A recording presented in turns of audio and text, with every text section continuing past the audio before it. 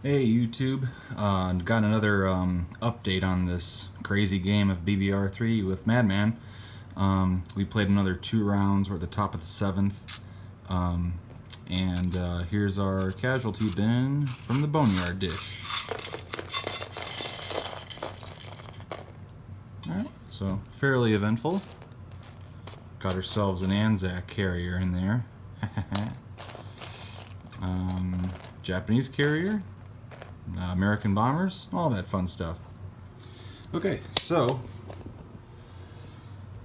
we left off from Japan's turn of round 5 and played through round 5 and round 7. So Japan walked into Calcutta and did a little bit of minor combat here in the Pacific, knocking out a Anzac transport and American destroyer, and then took Hawaii because it was wide open. And as you can see, America came back and took it.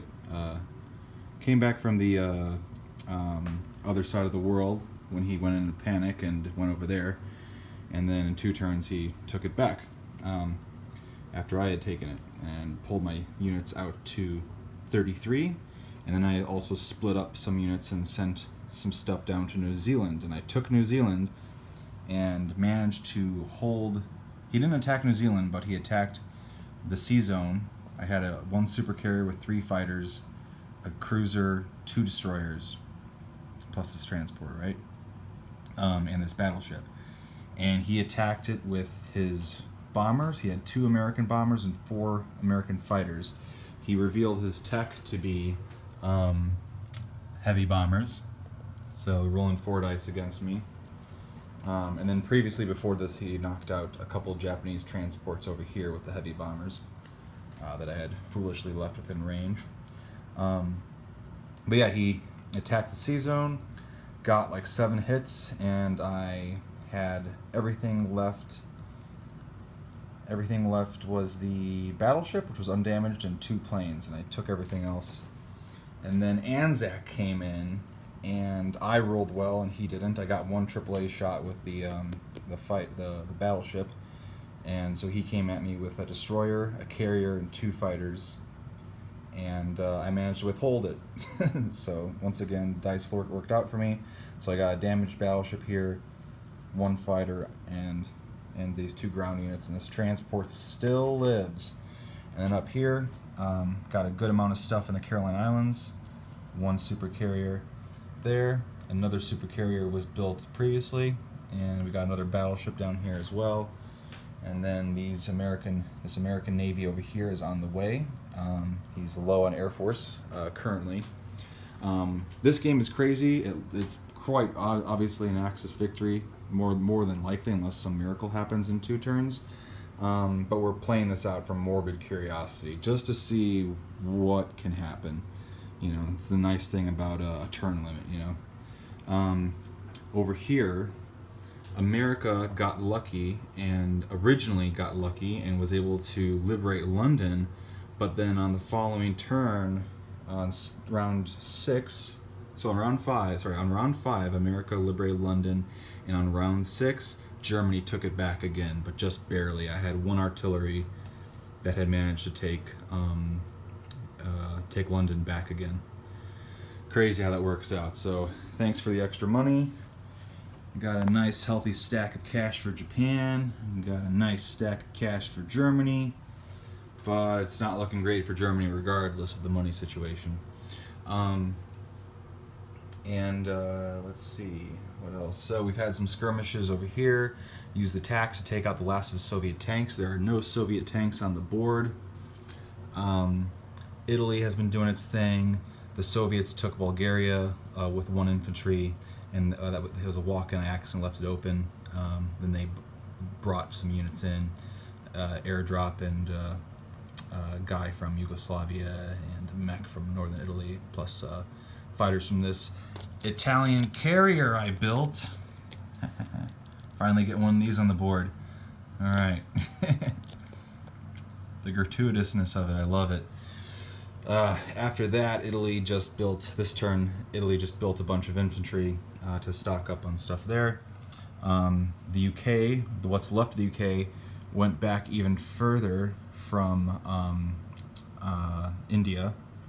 I had blitzed into West India, and he took one guy back in there just to be a pain, and he took Gibraltar back after I had taken it with an Italian transport offloading an infantry and artillery from Algeria, and then the mech this turn I sent over to Italian Libya just to get out of here. So Italy's still kicking pretty decently.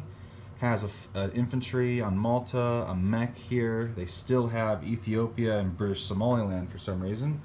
Lost Iraq naturally. And then this round, the U.S.